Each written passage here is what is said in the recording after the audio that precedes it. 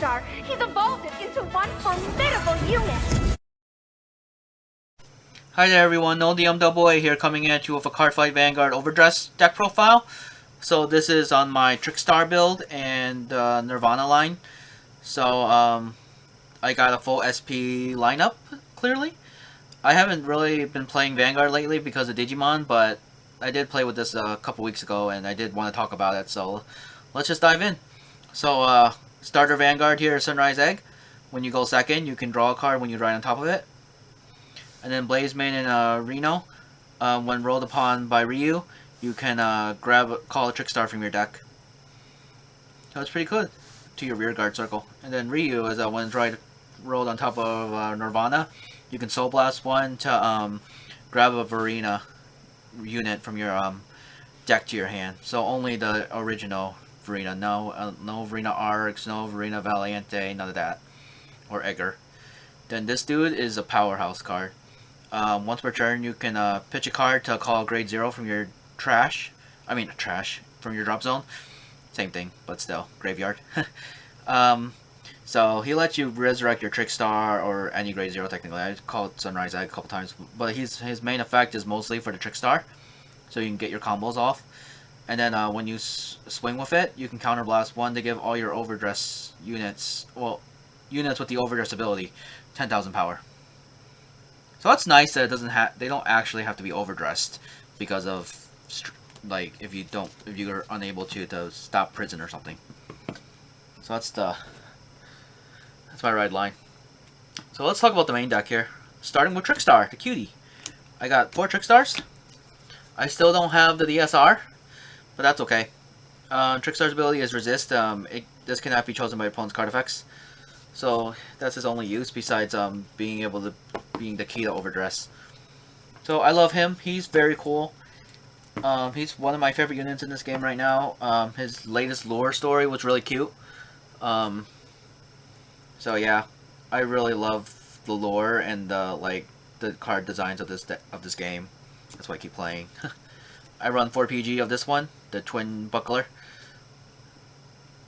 PG, just nullify attacks. And then if you have 1 or less cards in hand or something, you don't have to pitch a card. And then I run 4 this guy. What's your name? Stealth Dragon Toga Churasky.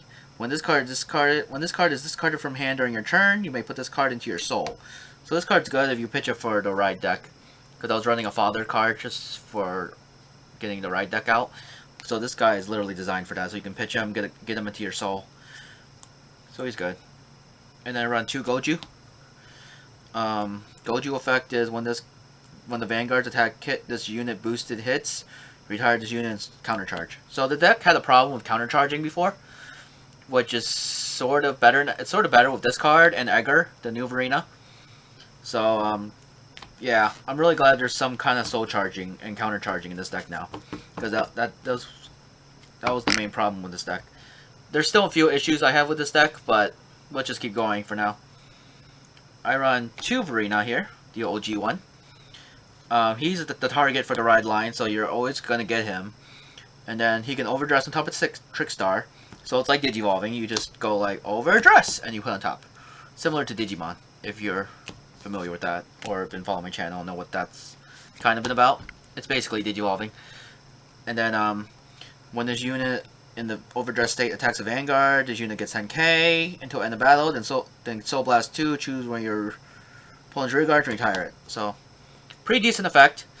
The Soul Blast 2 is kind of heavy, so that's why I don't really enjoy that card. But, he's good, still. 4 of the new boy. Erger. You can overdress on top of Trickstar, hand ability. At the end of the battle, your Trickstar attack the Vanguard. If your Vanguard is Nirvana, Soul Blast 2, overdress on top of Trickstar, and rearguard is stand, and Soul Charge and countercharge 1. And then it gets 10k power and shield if it's in the overdress state. So, he's just really good. You can restand for multi-swing, and then you can combo it off with the Nirvana to just get him to big numbers. The problem I have with that is it's just an easy PG thing. You just PG this and it's over. There's really no way to get over the PG. We need some kind of guard restriction to make it really strong, but I don't know. That's just me. That's the one thing I've been like really iffy about playing this deck, because like the attacks are just so easy to guard sometimes. If they have the PG is just like, yeah, you can get to 70k, sure, but PG. Yeah. Or more restanding, like, besides hitting. So I run 4 arcs. Arcs is a solid 4 of. This is the best overdress unit. So when you overdress, you can counterblast 1. Yeah, counterblast 1, draw 2 cards, and this unit gets 5k for the turn. So just that draw 2, like what does Pot of Greed do, you know? Like that's just a solid 4 of, because drawing 2 is really strong. Be able to just get 2 cards in your hand like that. Then let's move on to grade 3s. I run 2 of the Valiente right now, just because he's not the main focus of the build right now. Like the main focus is just getting Urger out, because that's the thing that can multi-swing. When you swing with Trickstar first, and then you just overdress on top, and then you can swing again. It's good, especially if a Persona Ride and make your Trickstar 15k, so you don't have the boost to get him over things. But like, back to Valiente. Valiente is good. You can overdress on top of Trickstar or grade 3 or less in the overdress state. So even on top of himself, if you want to like stack it like that. And then this unit gets 5k for each of the unit's original dress, so everything underneath, like the Digi stack, the overdress stack. And then when the attack of this unit hits in the overstate, counterblast 1 pitch card and restand it. That's a once per turn effect, I believe. Yeah, otherwise it'd be busted, because then, I mean, you're gonna block it anyway. But like, that's the main issue with him. He's really strong if you let him hit. But, like, he has a hard time hitting. He really does. That's just, like, my main issue with it, and that's why it's not a 4 of. Because it's like, you're not going to guarantee a hit. Then I run 3 of the Nirvana for the Persona Ride. So when you Persona Ride in Vanguard, you get to draw a card, and everyone in the front row gets 10k for the turn. So it's like, it's why you run 4 of your main boss, so you can Persona Ride, draw a card, and then get all your units like powered up. Then that on top of his effect to give another 10k, it's just really strong. They get really big. So it's like, yeah, you can PG 1 attack, but like, you're gonna PG the one that's gonna restand, and then everyone else you just let hit, you know? I don't know. I just see easy workaways around this deck, and I'm just like, the horse in December better be good, that's all I'm saying. Like, that horse better help. Like, a lot. Alright. Order cards. This is another Pot of Greed card. Play this with discard a card with overdress ability from your hand, draw 2. So you just pitch any of these targets, like pitch the Arcs, pitch Urger, pitch the original Vairina, and then you can draw 2 cards. Valiente. So that's why I run it, just to get extra draw power. And then let's talk about the trigger lineup. I run 8 crits total, I believe. Yeah, 8 crits. Just because critting is really strong in this game. Just crit them. Sometimes you just crit and win. I run 4 heals, because healing is good. But if I could run more crits, I would. And then 3 fronts, because of that new ability to get 5k shield. If your opponent's Vanguard is grade 3 or greater, being a 20k shield helps a lot in this format. Then 1 over trigger. Oh, upside down. 1 over trigger. So this over trigger is really strong. When you trigger it, you can choose one of your opponents. You can choose one of your Vanguards and stand it.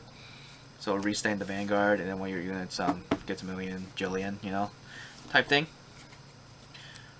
So yeah, that's the build.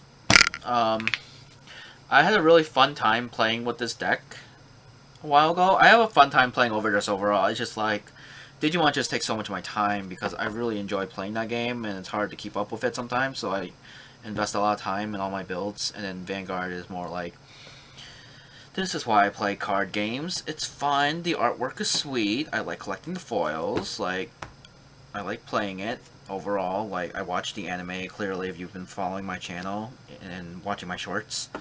Like, it's just great overall. Like, I love Cardfight Vanguard. I don't see myself, like, giving up on it, especially since it's not that much of an expense for me. Like, I just get the bare minimum cards I need, and then that's my deck. Plus, I play main character decks, so that's just who I am as a card fighter.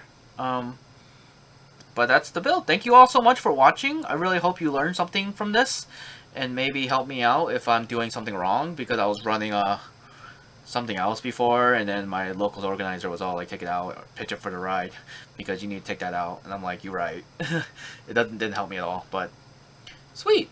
I'll see you all next time. Keep a lookout for the next couple deck profiles I got for Cardfight Vanguard. I got Phantom Blaster coming and Bastion. So, yeah, I'll see you all next time.